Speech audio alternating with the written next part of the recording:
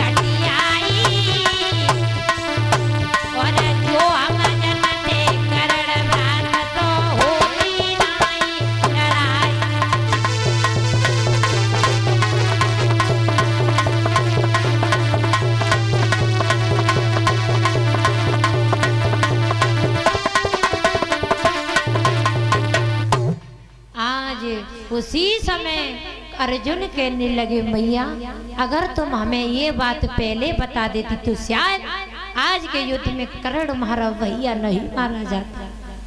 उसी समय धर्मराज युधिष्ठिर ने कहा, मैया इतनी बड़ी बात तुमने हमसे छुपा ली और जाओ आज से हम नारी जाति को श्राप देते हैं कि आज से नारी जाति की पेट में कोई बात नहीं रुकेगी। तभी तो हमारी माता बहनाओं के पेट में कछु बात न रुकती है। यहाँ सुने में बुढ़ कितनी उनाई कर दे कि जिजी बा के घरे कहिए मत पर बिना के पेट में ना रुकेगी। जब तक चार घरे ना कह दे तब तक रुकेगी नहीं। धर्मराज युधिष्ठिर का श्राप लगा हुआ है। धर्मराज युधिष्ठिर ने श्राप दे दिया, जाओ माँ आज से नारी जाति के पेट में कोई भी बात नहीं रुकेगी। आज कर्ण मारा गया। दुर्योधन को पता चला कि आज के युद्ध में कर्ण भी मारा गया तो दुर्योधन एक अशोक नगर के तालाब में जाकर के छिप गया।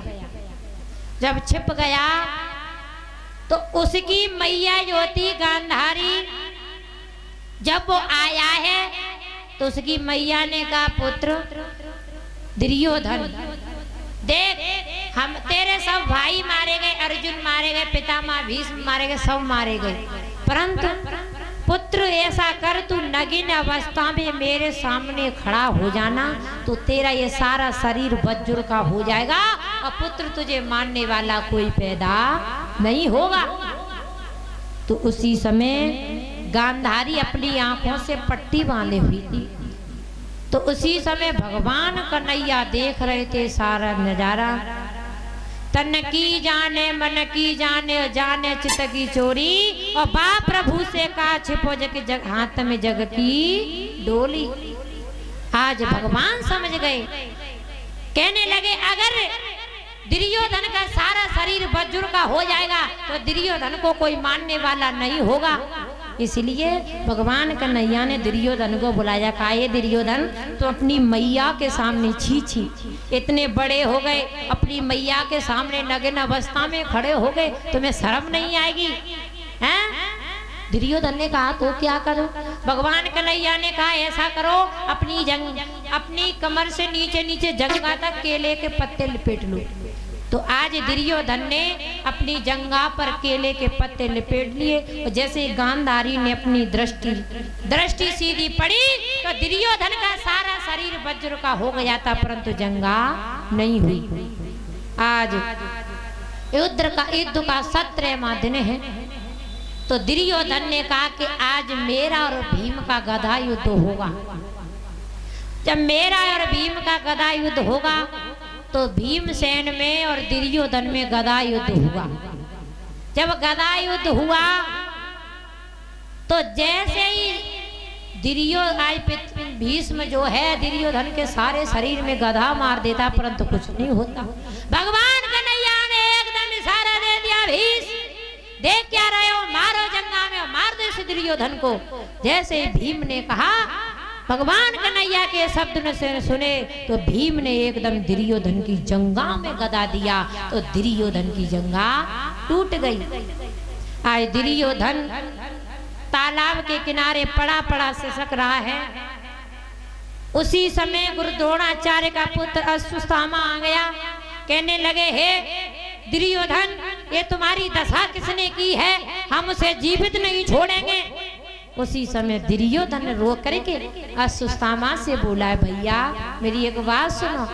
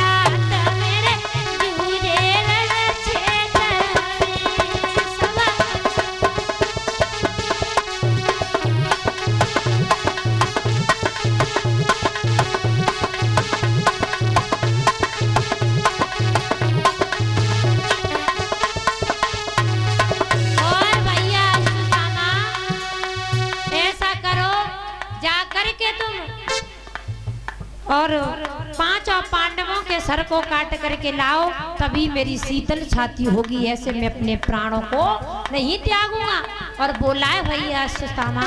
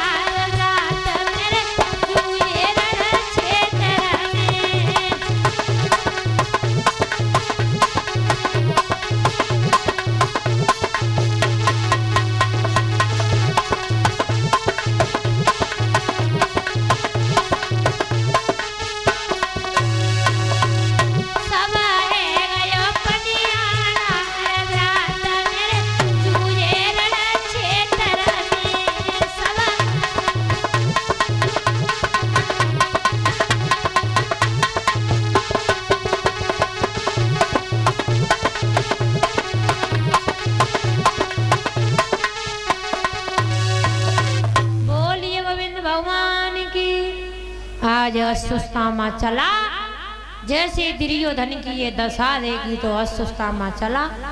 तो अश्वत्थामा आज पांडवों के शिविर में घुस आया। भगवान की कृपा से पांचों पांडव कई मंदिर में चले गए थे, भगवान कन्हैया उन्हें साथ में ले गए थे। तो आज द्रौपदी के पांचों पुत्र शिविर में लेटे हुए थे, तो अश्वत्थामा ने सोचा कि यही पांचों पांडव लेटे, तो चला वो अश्वत्थामा। तो जाते ही जाते उस अश्वत्थामा ने द्रौपदी के पांचों पुत्रों के सर काट लिए। द्रौपदी के पांचों पुत्रों के सर काट लिए और दुर्योधन के सामने लाया। तो दुर्योधन को बड़ा ही खुशी हुई, कहने लगा भैया 17 दिन हुए युद्ध करते करते हुए, किसी योद्धा ने एक भी पांडव नहीं मार पाया, और तू तो एक ही रात में पांचों पांडवों के सर ले आया। दुर्योधन बहुत प्रसन्न हुआ। जैसे दुर्योधन ने भीमसेन के पुत्र के सर को अपनी हथेली से दबाया तो वो सर दब गया।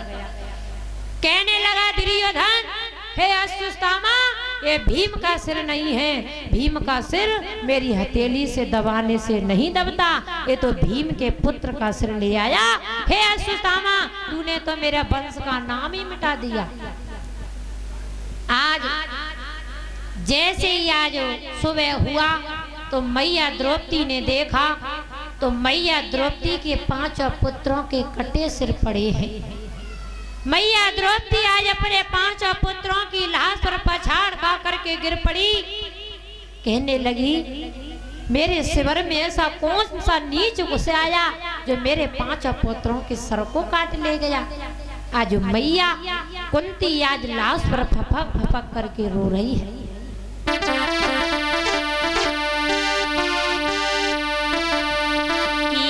द्रौपदी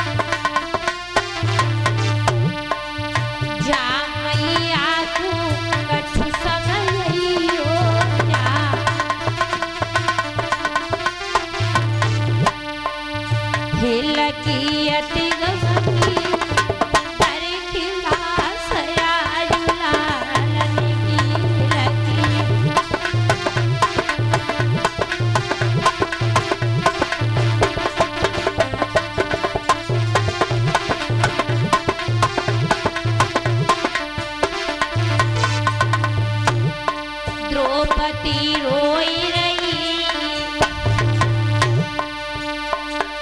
घर की लाश आज लालन की मैया।